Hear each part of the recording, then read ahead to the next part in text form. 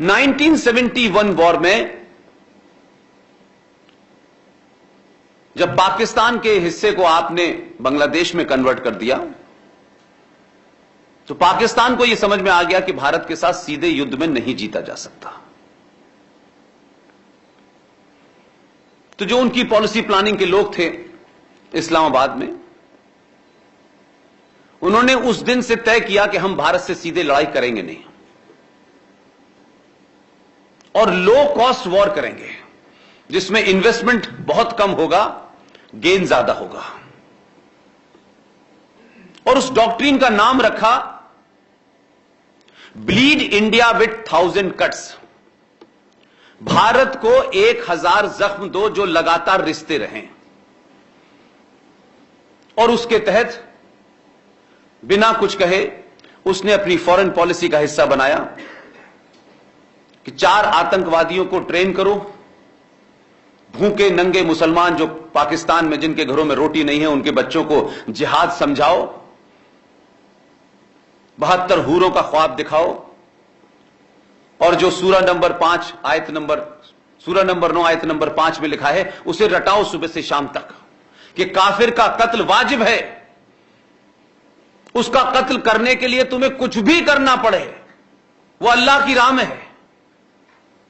वो गरीब घर के बच्चे आपके यहां आए और आपके पूरे देश में कहीं कोयंबटूर में बम फट रहा है, कहीं बनारस में बम फट रहा है, कहीं दिल्ली में बम फट रहा है, और यह सिलसिला चला 10-15 साल तक। वो बम फोड़ते थे, हम ये कहते थे आईएसआई का हाथ है, फिर आगे बढ़ जाते थे।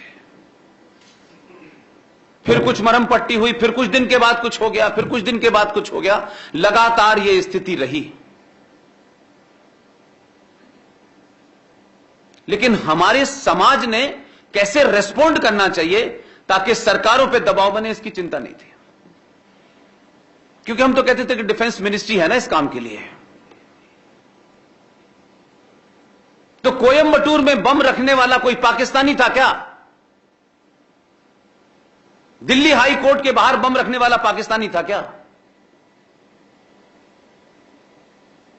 सोहराबुद्दीन पाकिस्तान से आया था, इशरत जहां पाकिस्तान से आए थे क्या?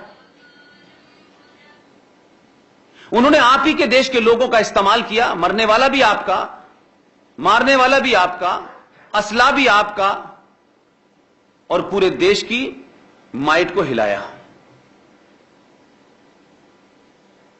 एक गरीब घर का लड़का जो किसी गांव में रहता था,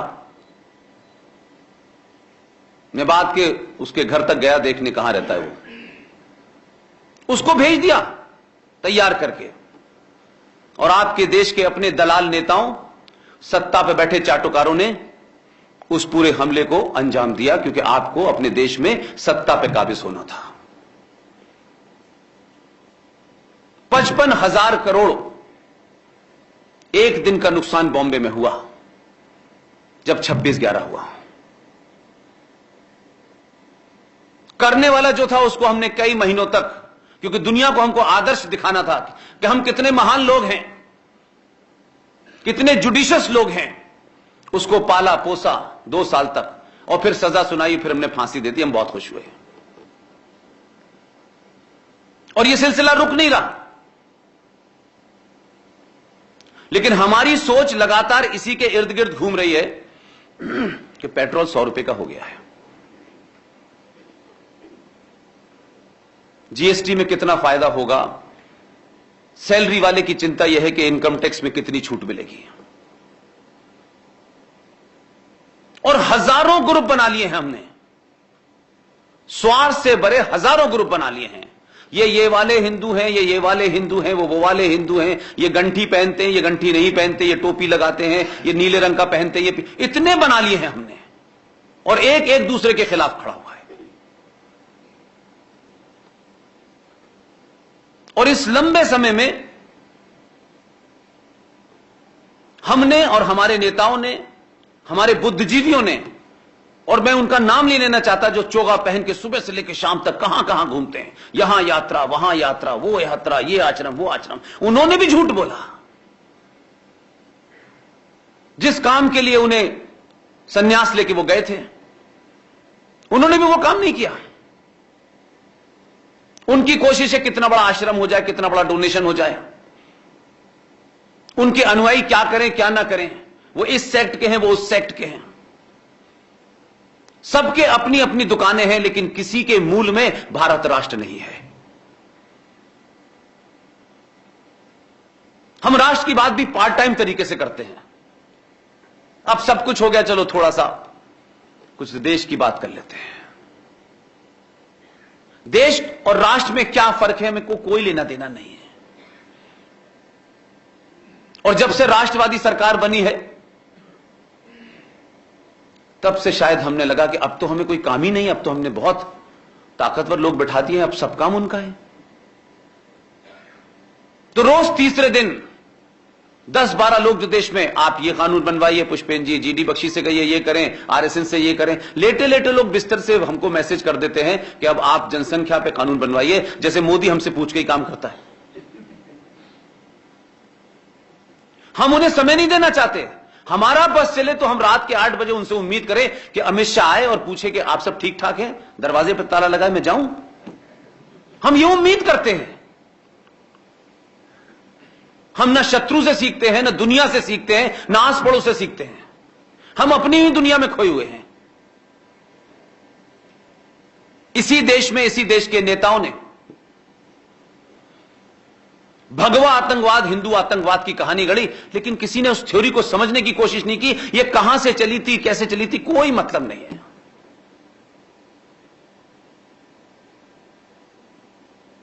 एक महिला को कैसे किसी सरकार ने अपने पॉलिटिकल एजेंडे के तहत फंसाया और उसको हिंदू आतंकवादी बना करके उसका टॉर्चर किया। यह सवाल मैं इसलिए कह रहा हूं कि मैं कभी किसी पॉलिटिकल पार्टी के साथ नहीं खड़ा हूं, न मेरा कोई एजेंडा है, न मेरी कोई विचारधारा है। मेरे सारे सर्किल के केंद्र में सिर्फ राष्ट्र है और कुछ नहीं है।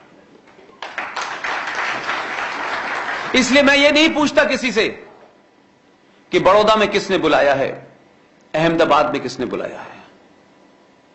किसी ने भी बुलाया हो, प्रोग्राम 5 स्टार में हो, सड़क के किनारे हो, मैदान पे हो, पुलिया पे हो, मुझे अपनी बात आप तक पहुंचानी है। इसलिए मैं किसी भी जगह जाने से ना नहीं करता हूं। मैंने कभी किसी से कोई शर्त नहीं रखी, कोई सवाल नहीं खड़ा किया। मैंने अपनी भूमिका खुद चुनी, एहसान नहीं किया किसी के ऊपर। आरएसएन, जीडी बख्शी, इन सब ने अपनी भूमिका खुद ही चुन ली है। और एक बात बता दो, इनमें से कोई किसी सत्ता के साथ कभी ना मिला, ना जाना चाहता, ना उनका कोई ऐसा ख्याल है कि हमसे कोई मिले। लेकिन आपका मतलब सिर्फ आप लोग नहीं। अपनी अपनी भूमिका को चुनिए, अपने अपने दायित्व को निभाइए, अपने सामर्थ्य के हिसाब से वो काम कीजिए जो आप कर सकते हैं। इसलिए आपके सामने जो चुनौतियां हैं, मुझे नहीं पता कि आप उन्हें चुनौतियां मानते भी हैं कि नहीं मानते हैं। कभी वो आपके अंदर कोई टेंशन पैदा भी करते हैं कि नहीं करते हैं। और अगर करते हैं तो नींद कैसे आती है, मुझे तो आती नहीं भाई। मैं तो 2-2 बजे तक चीजें तैयार करता रहता हूं। जो कुछ आपके सामने घट रहा है आप उस पर भी नहीं बोलते भाई। आपस में तो चर्चा करें। अगर पड़ोस में कोई आ गया है और वो रह रहा है तो ये तो पूछे ये आदमी कहां से आया, कैसे रह रहा है भाई। ये भी चाहते हैं आपके लोकल पुलिस स्टेशन का आदमी आए, वो पूछे कि ये कहां से। आप नहीं पूछेंगे, आपकी यहां चोरी हो जाएगी, आप एसएचओ को रिपोर्ट लिखा देंगे, बस खत्म कहानी। ये मैं नहीं कह रहा, भारत की सुप्रीम कोर्ट का कहना है कि भारत में 5,500 करोड़ इल्लीगल इस देश में लोग रह रहे हैं। लेकिन अभी इस देश में कोविड की चर्चा अगर हो जाए, बड़े बड़े ज्ञानी आ जाएंगे। और देखिए साहब, इंग्लैंड में देखिए किस तरीके से इंग्लैंड से भारत का कंपैरिजन करते हैं, नीदरलैंड से करते हैं, ऑस्ट्रेलिया से करते हैं। लेकिन हम अपने बच्चों को यह नहीं बताते कि इंग्लैंड की जितनी टोटल पॉपुलेशन है 6 करोड़ 25 लाख, उतने हमारे यहां झूठन खाते हैं हमारी, उतने लोग इलीगल रहते हैं भारत में। ऑस्ट्रेलिया से आप अपनी तुलना करते हैं, हमारे यहां से 10 गुना उनकी जमीन है और 2.25 करोड़ की पॉपुलेशन है। दुनिया में कोई ऐसा देश नहीं है भाई, देशों की टोटल पॉपुलेशन से ज्यादा तो आपके यहां इलीगल माइग्रेंट रहते हैं। ये इलीगल माइग्रेंट कैसे आए? हम उठा के कह देते हैं देखिए साहब हमारे यहां की पुलिस भ्रष्ट है, पुलिस का आसमान से आई है, हमारे बीच में से गई है। तो जो पूरा आपका बांग्लादेश का म्यांमार का बॉर्डर है उसको पढ़िए, तब आपको पता चलेगा कि हमारे पूर्वजों ने क्या क्या गुनाह किए हैं।